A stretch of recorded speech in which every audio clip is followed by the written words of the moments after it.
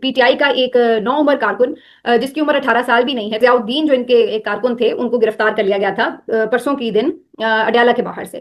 اچھا، پہلی بات تو یہ کہ ان کو فوری طور پر کسی عدالت میں پیش نہیں کیا گیا۔ دوسری بات یہ ہے کہ اب انہیں پیش ہی کیا گیا تو آپ اندازہ لگائیے کہ ان کے منہ کے اوپر کپڑا ڈال کے اس انداز سے اس کو پیش کیا گیا بیچارے بچے کو، جیسے وہ پتہ نہیں کتنا بڑا کوئی دہشت گرد ہوتا ہے۔ حالانکہ آپ اس کو دیکھیں، اس کی تصویر تو وہ بالکل بیچارہ جیسے کوئی 7 8 کلاس کا بچہ ہوتا ہے، اس طرح کی اس کی ایج ہے۔ اور اتنے بچے تو ویسے ہی گلی میں کتنی دفعہ لڑ لیتے ہیں، تو کیا ان کو دہشت گردوں کی طرح اس طرح منہ پہ کپڑے ڈال کے پیش کیا جاتا ہے عدالتوں میں؟ یہ حالات ہیں ان لوگوں کے۔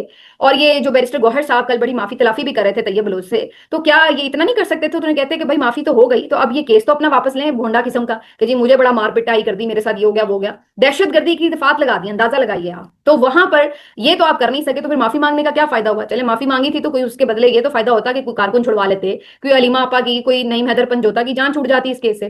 لیکن آج اس بچے کو نہ صرف یہ کہ عدالت میں اس طریقے سے دہشت گردوں کی طرح پیش کیا گیا، بلکہ جج صاحب کا بھی حال سنیے، انہوں نے 14 روزہ ریمانڈ بھی اس کا دے دیا۔